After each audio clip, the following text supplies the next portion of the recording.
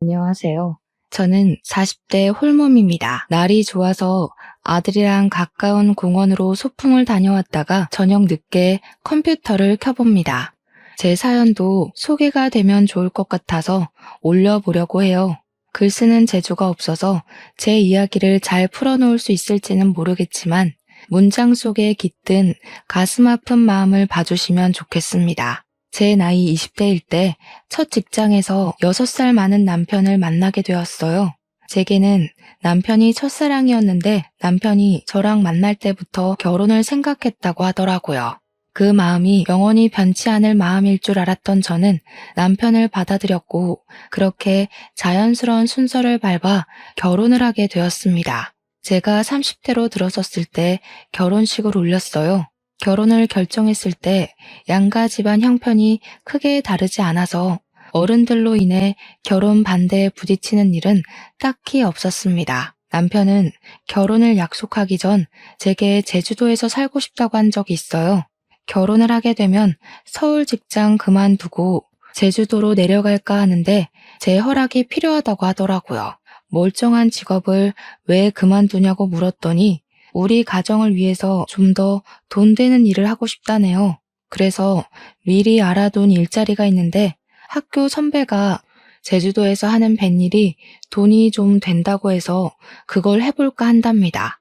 저보고도 일 안 해도 된다고 아이 갖고 육아만 해달라고 하길래 그때만 해도 저는 순수하게 남편을 의지만 했어요. 그래서 저 또한 일을 그만두고 남편과 함께 생전 발 들여본 적 없는 제주도로 내려가 살게 되었습니다.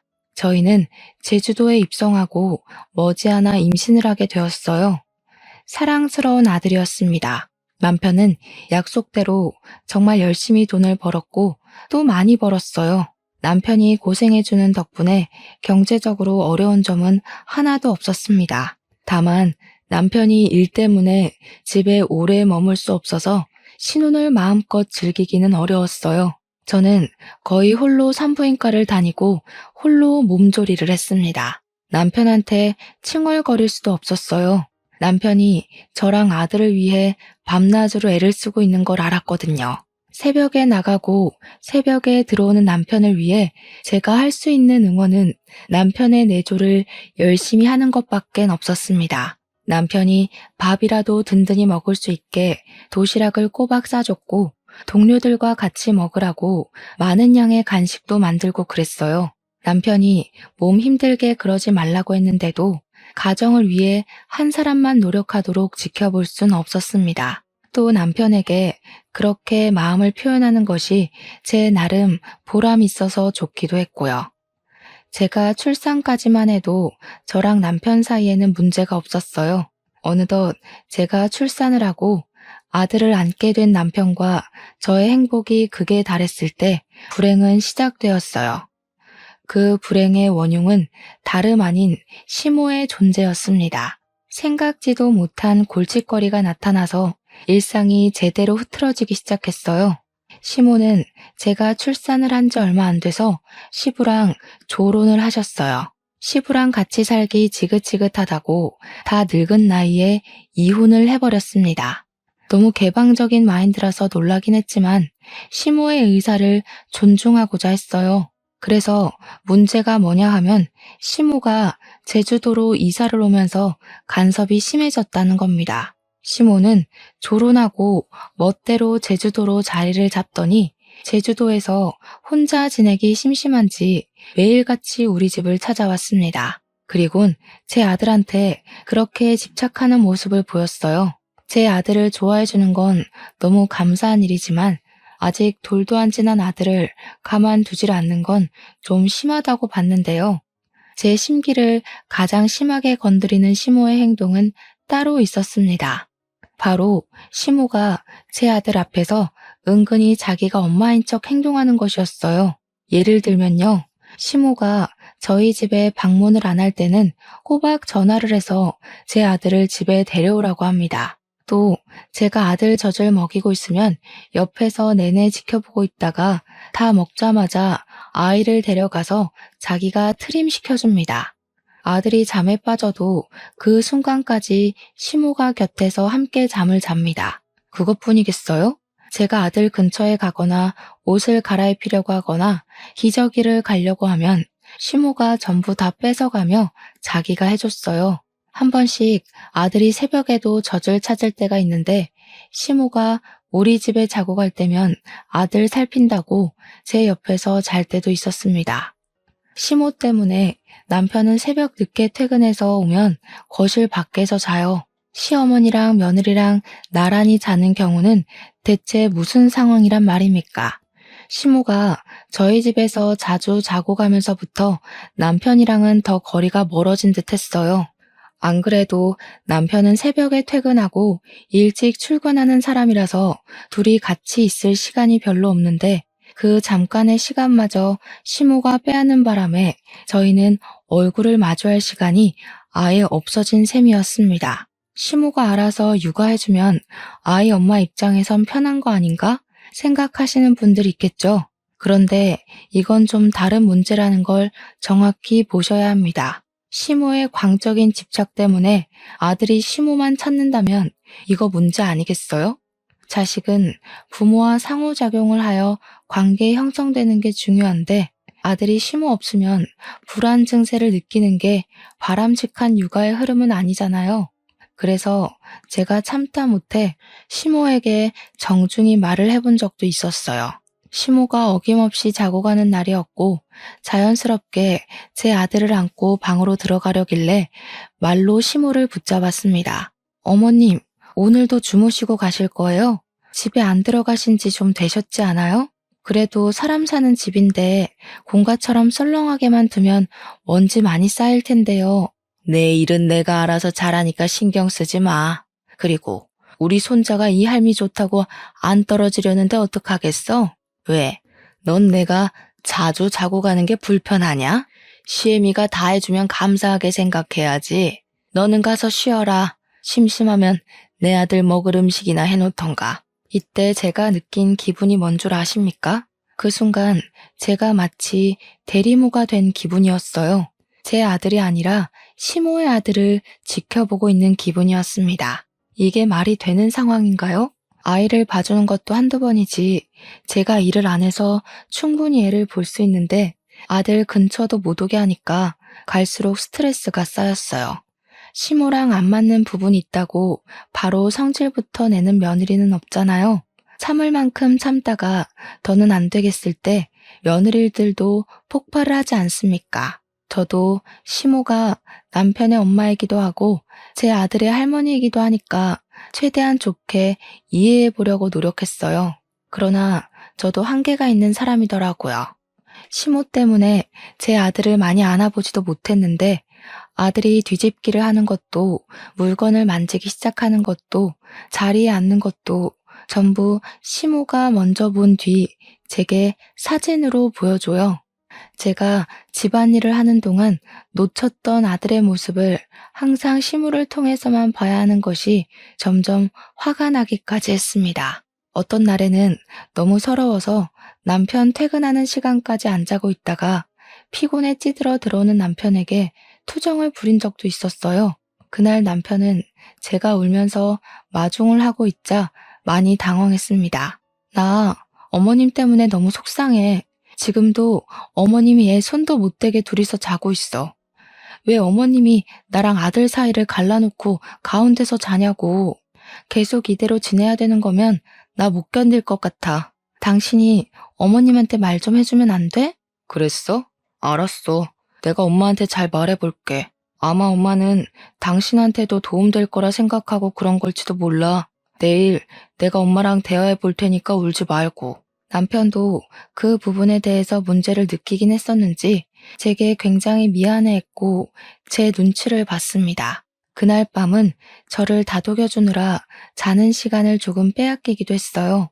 그게 미안해서 저도 조금 자고 일어나 남편이 좋아하는 음식으로 도시락을 준비해서 출근을 보냈습니다. 남편 말대로 남편이 시모한테 말은 해본 것 같았어요. 하지만 남편은 시모의 드센 성격을 이길 만한 위인은 못 되는 사람이었습니다. 시모는 오히려 제게 냉담한 태도를 보이면서 이전과 다를 바 없게 행동했어요. 불만이 있었으면 나한테 직접 말을 하지 그랬니? 그리고 내가 앞으로 살면 얼마나 더 산다고 손자 조금 안고 있는 걸로 그렇게 불만을 가져야겠어? 나 죽으면 네가 실컷 끼고 살 아들이잖아. 그 몇 년도 못 참아주니? 네 아들이기 전에 우리 아들 핏줄이니까 할미인 나도 손자랑 가까이 지낼 권리가 있는 거야. 그건 네가 애 엄마고 해서 간섭하면 안 되는 거라고. 그런 말이 아니잖아요.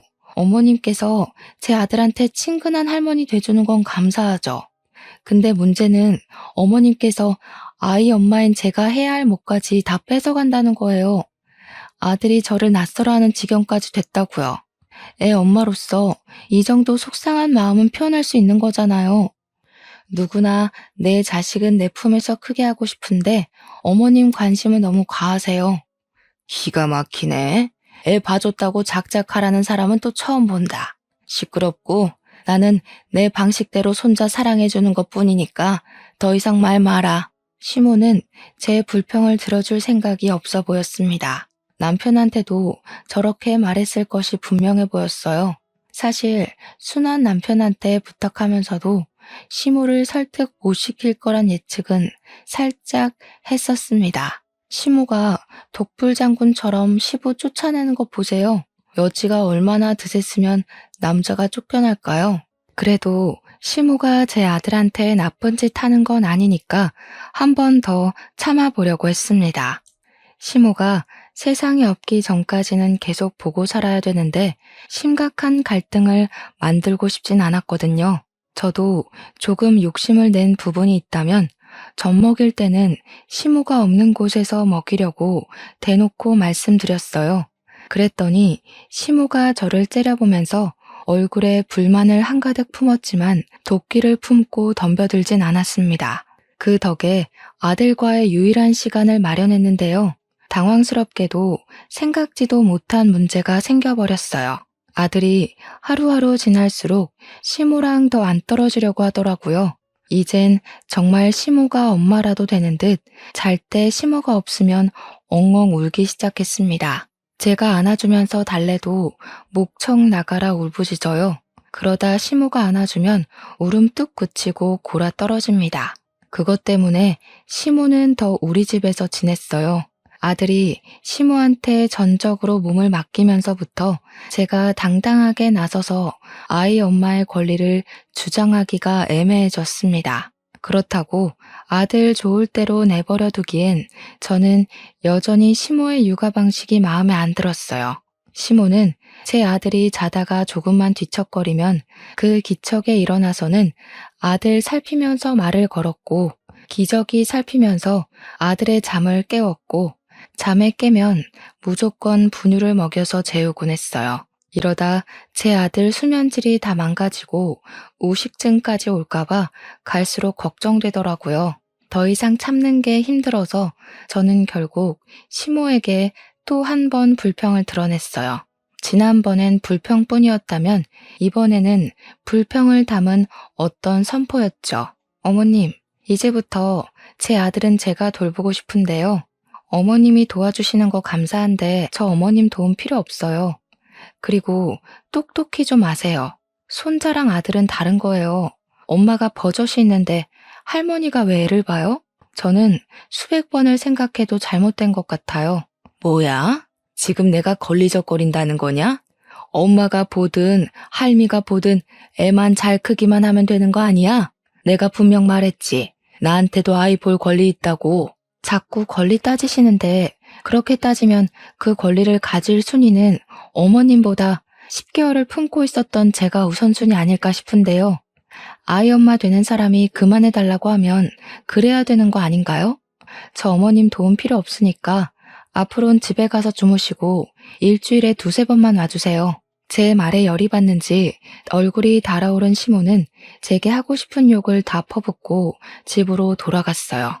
그 뒤로 삐쳤는지 우리 집을 아예 안 오더라고요.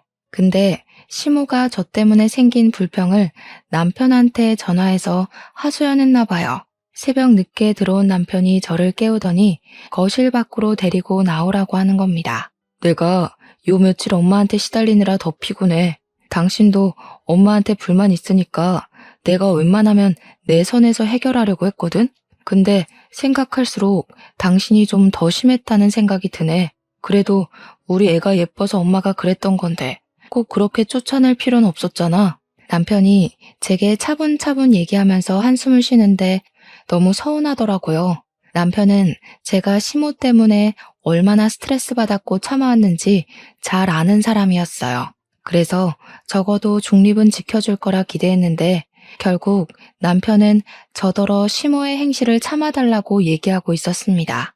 나는 어머님한테 그렇게 경고 준 거 후회 안 해. 어머님이 당신한테 얼마나 솔직하게 하소연했는진 모르겠는데 당신이 직접 안 봐서 그렇지. 지금 우리 아들이 어머님한테 엄마라고 부르게 생겼어. 어머님께서 딱 할머니 노릇만 해준다면 당연히 감사하지. 근데 그게 아니라고. 남편은 저와 시모 사이를 해결 볼 수 없다는 걸 직감했는지 결국 대답 대신 한숨을 쉬었고 그만 씻어야겠다며 더 이상의 대화를 회피하였습니다. 피곤한 남편을 상대로 심신까지 피로하게 만들고 싶진 않았는데 정말 미안했어요. 그 뒤로 저희는 은근하게 불편한 분위기로 지냈지만 그래도 저는 시모 꼴을 꽤 오래 안 볼 수 있어서 마음은 편했습니다. 아들이 시모가 없어서 우는 것도 잘 달래니까 저를 엄마로 봐주더라고요. 모든 상처는 시간이 약이라는 말이 저희 가정에도 통하나 봐요. 서먹했던 남편과의 관계도 다행히 서서히 풀려갔습니다. 결혼 기념일에는 남편이 제게 꽃다발도 사주었고 이번에 시간 빼서 바람 쐬러 가자고도 하더라고요. 저는 한 번도 남편이 일하는 곳에 가본 적이 없었어요. 이번에 남편이 일부러 휴가를 내어 저에게 자기 일하는 곳을 소개해 줄 겸 제주도 바다 구경하러 가자고 제안을 했습니다. 가면 동료 직원들도 있을 테니 저는 신이 나서 김밥을 왕창 쌌어요. 그리곤 남편 차를 타고 아들이랑 바다로 나들이 갔죠. 남편이 일하는 곳은 생각보다 영역이 넓었습니다. 일하시는 분들도 꽤 많았고 생각보다 젊은 분들도 많았어요. 주로 남편 또래가 가장 많았던 것 같아요. 이제 막 돌진한 아들을 데리고 갔더니 미혼남, 기혼남 할 것 없이 남편 동료들이 제 아들을 정말 많이 예뻐해 주었어요. 남편 안 닮고 저 닮아서 다행이라는 농담도 해주었죠. 그렇게 한참 남편 동료들에게 김밥 대접하면서 눈으로 바다 구경을 했는데 남편이 우리 아들 배 태워주고 싶다고 다녀오겠다고 하더라고요. 저는 원래 무슨 이동 수단이든 멀미를 잘해요. 그걸 남편도 알아서 저한테는 배 타자고 제안을 안 하더라고요. 어린 아들을 데리고 너무 위험한 곳 가는 거 아니냐고 걱정을 했지만 남편도 그렇고 동료 직원들도 그렇고 하나도 안 위험하다면서 여유를 부리셨어요. 남의 손이면 불안해서 거절했을 텐데 애 아빠가 애랑 같이 타는 거니까 안심을 했습니다. 배 타고 멀어지는 아들과 남편에게 손을 흔들어주면서 인사를 했고 사진도 찍었어요. 그리고 남편이 돌아올 동안 저는 동료 직원들이 주는 차를 마시면서 바다 구경을 더 했습니다. 직원들이 좋은 곳을 많이 소개해줘서 시간 가는 줄 모르고 제주도 바다를 눈에 담았네요. 그리고 저는 몇 분 뒤, 저는 세상에서 가장 큰 비극을 맞게 되었어요. 배를 타고 떠났던 남편이랑 아들이 실종되어 버렸다는 겁니다. 남편이 타고 간 배는 작은 배였는데 뜻하지 않게 배에 문제가 생기는 바람에 침몰하는 사고가 났다는 거 아니겠어요? 그 소리를 듣자마자 바로 주저앉아 버렸습니다. 주변 사람을 붙잡고 거짓말하지 말라고 몇 번이나 사실 확인을 하였어요. 사람들이 하는 말을 믿지 않고 싶어서 계속 부정만 하였는데 얼마 뒤에 해양경찰이 나타나고 난리인 겁니다. 그제야 저는 남편과 아들의 사고를 실감했어요. 안 돼요. 우리 아기 좀 살려주세요, 선생님들. 우리 남편이랑 아기 좀 데려와 주세요. 무사하다고 말 좀 해주세요, 제발. 정말 심장 박동이 헤아릴 수 없을 만큼 미치게 뛰면서 정신을 못 차렸습니다. 저 진심으로 바다에 뛰어들 수 있을 것 같았어요. 남편이랑 아들이 어떻게 됐는지도 모르는데 마음 놓고 앉아만 있을 수 없겠더라고요. 제 가족이 없으면 저 또한 아무것도 아닌 사람이라 생각했거든요. 그래서 기다리지 못하고 무작정 선착장으로 달려가면 직원들이 저를 붙잡아 말리면서 괜찮을 거라고 달래주기도 했습니다. 정확히 남편과 아들이 어떻게 됐는지 듣기 전까지는 지옥이 따로 없었어요.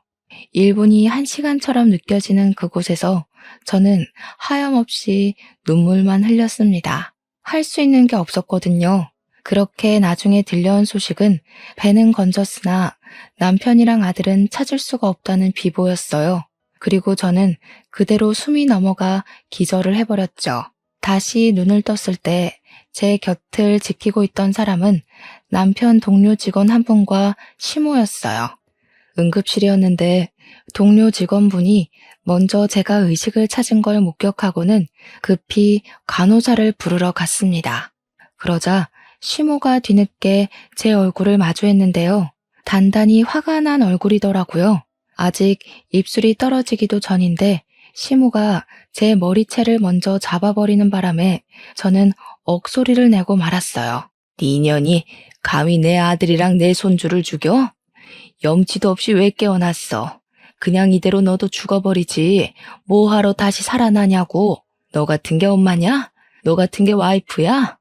가족들 다 죽여놓고 무슨 낯짝으로 너만 살아나? 시모도 남편과 손자의 실종 때문에 충격이 큰 것 같았습니다. 그 모든 걸 제 탓하면서 머리채를 잡고 흔들었어요. 저는 시모 덕분에 그 끔찍했던 비보가 꿈이 아닌 사실이란 걸 다시 자각했죠.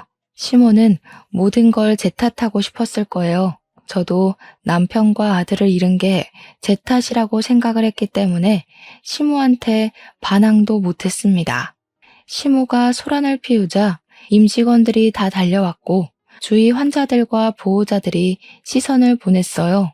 시모는 그대로 직원들에 의해서 쫓겨났습니다. 저는 눈을 뜨자마자 다시 숨 넘어갈 듯 눈물을 흘렸어요.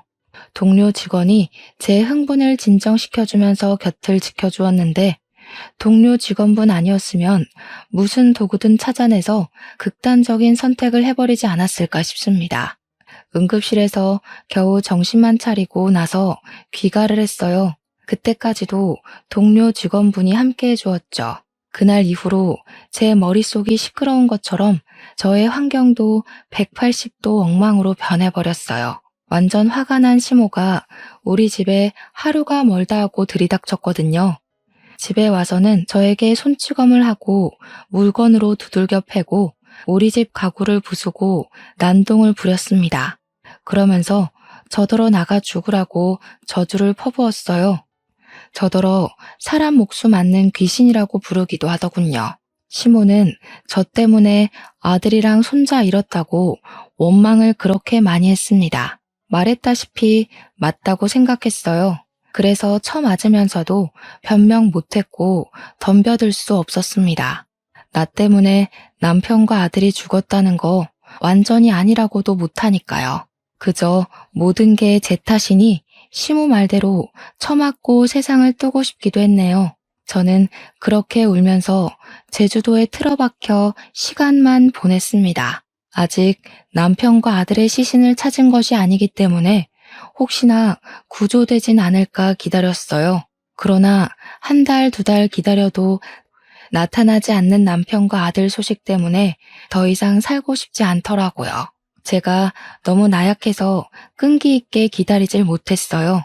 그래서 어느 날 새벽 저는 바닷가로 향했고 바닷속 어딘가에 있을지 모를 남편과 아들을 생각하면서 몸을 내던지려고 했습니다. 그런데 그때 저를 막아준 사람이 있었는데요. 바로 남편 동료였습니다. 마침 새벽 근무였나 보더라고요.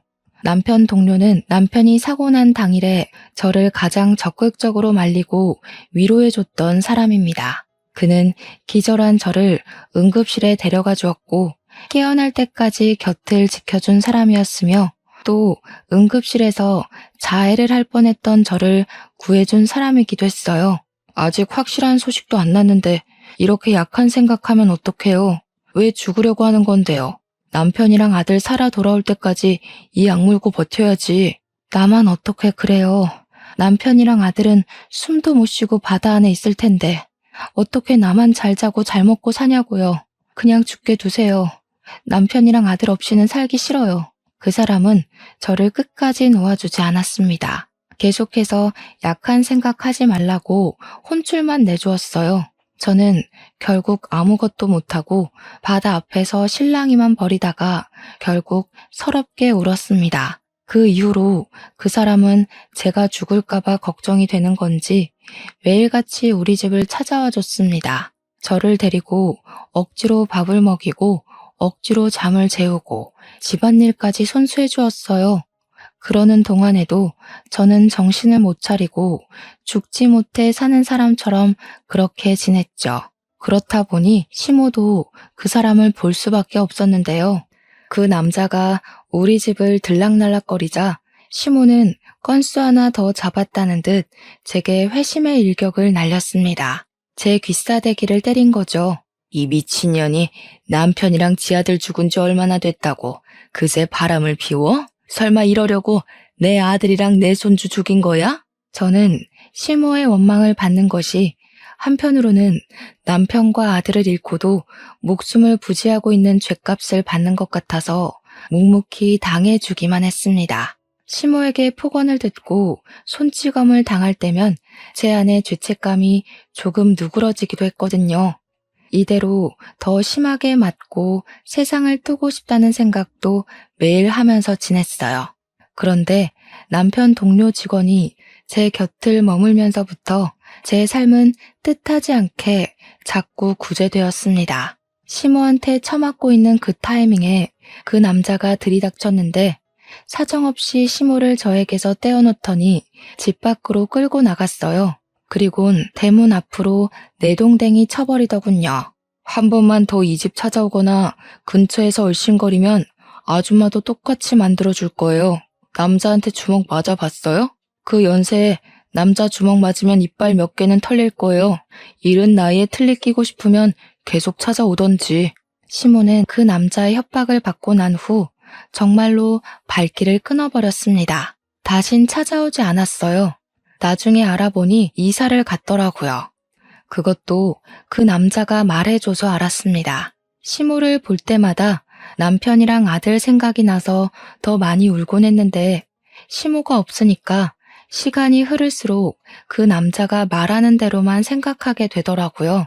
그 남자는 끊임없이 제게 괜찮다, 잘했다, 행복했으면 좋겠다 그런 긍정적인 말들만 해줬어요.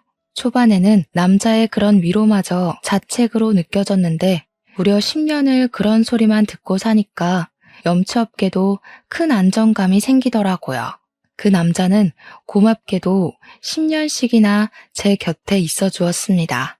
그저 동료 직원의 아내일 뿐인데 이렇게까지 신경을 써줄 수 있다는 것이 정말 대단하지 않습니까? 저는 그 남자 덕분에 제 아들과 남편을 마음에 잘 묻을 수 있었어요. 사랑하는 가족들의 죽음을 좀 더 건강하게 받아들일 수 있었다는 겁니다. 저는 그제야 그 사람의 진심이 보였어요. 자기의 삶 일부를 포기하고 그 시간을 저한테 쏟아준 것이 큰 은혜라고 생각했습니다. 너무 고마워서 10년이나 지나서야 그분께 감사 인사를 전했네요. 진수 씨 덕분에 제가 어떻게 살아가야 될지 알게 됐어요. 늘 고마웠는데 이제야 인사드려서 미안해요. 나 이제 괜찮으니까 앞으로는 진수 씨 인생 살았으면 좋겠어요. 제가 진수 씨 시간을 너무 많이 뺏은 것 같아요. 본의 아니게 제가 그 남자의 발목을 잡고 있었을지도 모른다는 생각도 들었어요. 그래서 나 이제 괜찮다고 말했던 건데 그러자마자 그 남자가 해주는 말에 무척 당황했습니다. 그분이 제게 이날이 오기만을 기다렸다고 하면서 진심을 고백하는 겁니다. 저를 좋아한다고 했어요. 생각지도 못한 고백이라서 당황스러웠습니다. 그러나 저 역시 그 사람에게 많이 의지했고 그 사람의 고백을 받는 순간 저 또한 마음이 있다고 느꼈어요. 10년 만에 처음으로 두근거렸거든요. 얼떨결에 저는 그 사람과 재혼을 약속하고 말았어요. 얼마 만에 기쁜 소식인지 행복한 기분을 느낀 제 스스로가 너무 어색하여 어안이 벙벙했던 걸로 기억합니다. 저는 그 남자가 이끌어주는 대로 재혼 준비를 조금씩 해나갔어요. 그런데 그 과정에서 정말 심장이 벌렁거릴 만큼 뜻밖의 반전이 일어났습니다. 재혼을 위해 호적을 정리하려고 서류를 떼러 간 날이 있었는데요. 그때 그 서류를 보고 뭔가 이상함을 감지했어요. 제 아들이 주민등록 말소만 된 상태였고 사망신고는 안 되어 있더라고요. 심지어 남편까지도 말이죠. 남편과 아들의 시신은 끝내 찾지 못했지만 그렇다고 사망신고가 안 되어 있을 줄은 몰랐습니다. 이걸 이상하게 여긴 저는 바로 지금의 예비신랑에게 보여줬어요. 그걸 본 예비신랑 역시 저처럼 수상함을 느끼고 바로 경찰에 신고해서 상황을 알아보게 했습니다. 그렇게 다시 연락 온 경찰은 놀랍게도 제 아들이랑 남편이 살아있다는 말을 해왔어요. 믿을 수 없어서 저는 몇 번이고 되물었습니다. 그러니 경찰이 착실하게 대답을 해주었는데 남편이랑 아들이 서울에 있다고 하더라고요. 저는 잊고 있던 과거의 상처가 떠오르면서 또다시 눈물이 비집고 올라왔고 숨을 가쁘게 쉬었습니다. 예비신랑이 저를 잘 보듬어줘서 후들거리는 두 다리를 지탱할 수 있었어요. 저랑 예비신랑은 그렇게 남편이 있다는 서울로 올라갔습니다. 서울은 정말 오랜만에 방문하는 거였어요. 결혼하고 나서 한 번도 와보지 않았거든요. 어쨌든 저보다 침착했던 예비신랑을 뒤따라 헤매지 않고 움직일 수 있었습니다. 그렇게 찾아간 주소는 웬 아파트의 주소였어요. 그때부터 남편 살아있다는 건 말이 안 된다는 불신과 정말 살아있으면 어떻게 해야 하나라는 긴장이 상충하면서 두근거리기 시작했습니다. 만약 진짜 살아있었다면 왜 나한테 연락하지 않은 건지 그것도 한편으로는 궁금했어요. 남편을 직접 두 눈으로 확인하기 전까지는 사실 안 믿는 쪽으로 마음이 기울어 있긴 했어요. 저희는 복잡한 심경으로 메모에 적힌 호수로 가서 초인종을 눌렀습니다. 얼마 뒤 웬 모르는 여자가 내다보았어요. 여자가 저희를 모르듯 저희도 그 여자를 몰라서 무슨 말부터 해야 하는지 순간 말문이 턱 막혔습니다. 그러자 그 뒤로 누구냐며 금세 따라붙는 목소리가 있었는데요.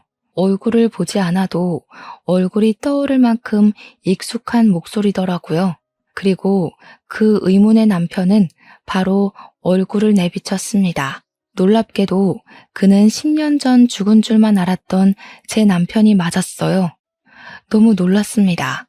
놀란 건 저뿐만이 아니라 남편도 마찬가지인 듯했어요. 남편 또한 저를 보는 안색이 바뀌는 걸 보니 저를 알아보는 것도 같았습니다. 남편이 정말로 살아있었다니. 남편을 보자마자 가장 먼저 든 의문은 어떻게 였습니다. 제가 남편과 아들을 얼마나 기다렸는데, 둘을 기다리면서 얼마나 지옥 같은 시간을 보냈는데 이렇게 살아있을 거면 연락을 해줬어야지. 기억을 잃은 것도 아니면서 대체 왜 멀쩡하게 살아있으면서도 연락을 안 했는지 이해가 안 되었어요. 그러다 놀라서 얼어붙어 있던 남편이 의문의 여자 보고 여보라고 하며 급하게 문을 닫으려고 할 때 저는 남편의 마음을 다 알아버렸습니다. 남편의 재혼, 그것이 멀쩡하게 살아있었음에도 10년간 잠적을 했던 이유인 것 같았어요. 저는 문 닫으려는 남편의 멱살을 잡으면서 문 안으로 비집고 들어갔어요. 당신이 죽은 줄 알고 내가 몇 년을 울었는데 어떻게 이렇게 멀쩡히 살아있을 수가 있어? 도대체 무슨 짓을 한 거야? 설마 새 살림 차리고 싶어서 죽은 척 했던 거야? 왜 이러세요? 사람 잘못 보셨습니다. 이거 주거 침입인 거 몰라요? 경찰 부르기 전에 나가라고.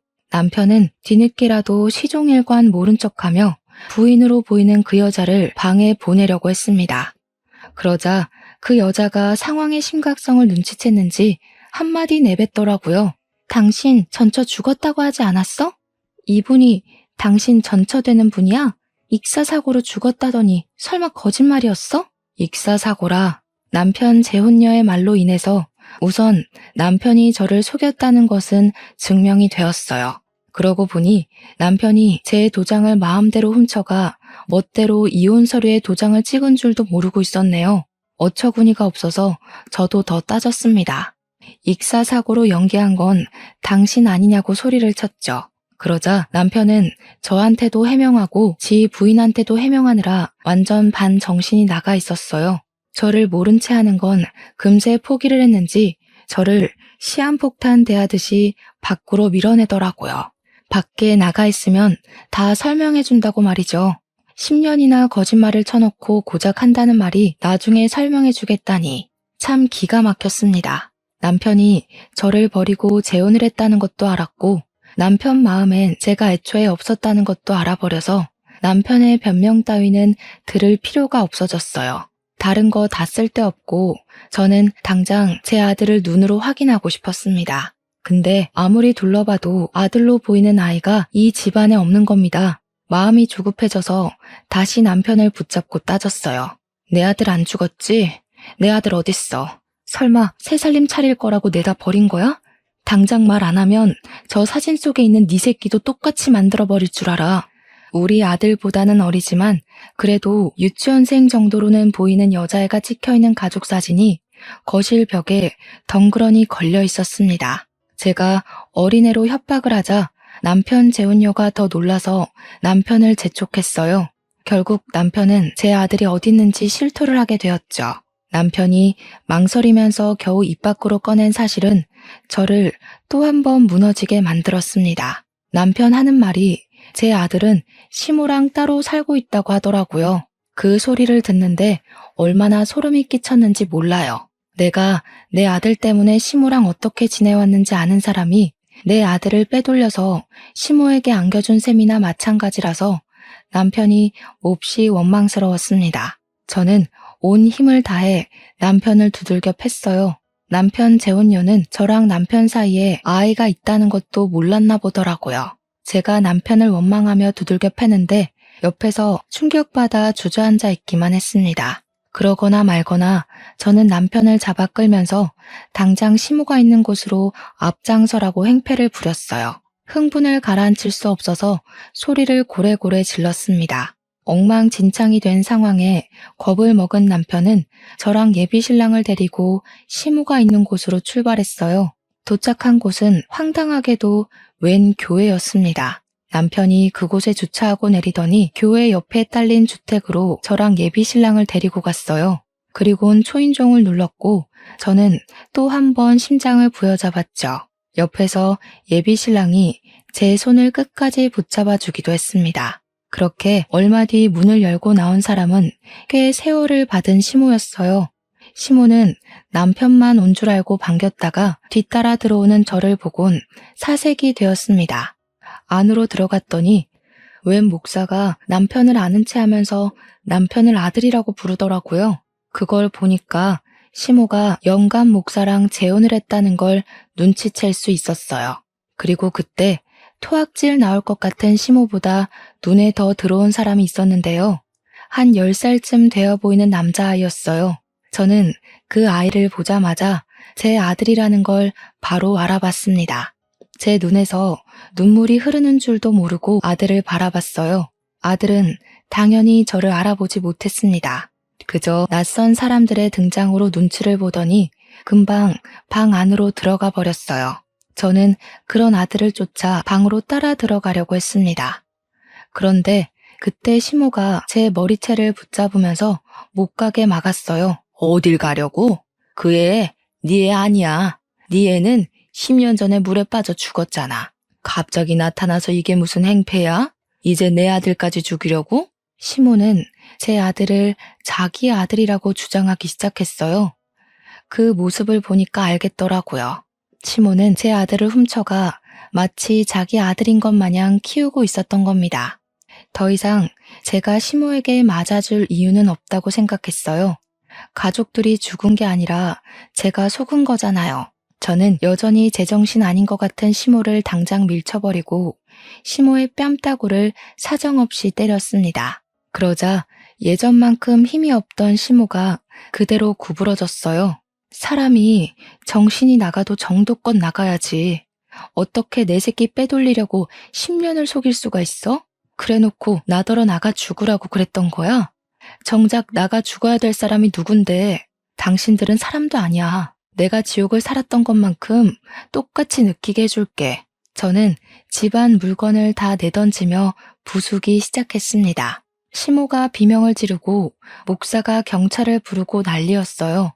그런데도 남편과 예비신랑은 저의 난동을 말리지 않았습니다. 남편은 말리지 못했다고 설명하는 게 맞겠네요.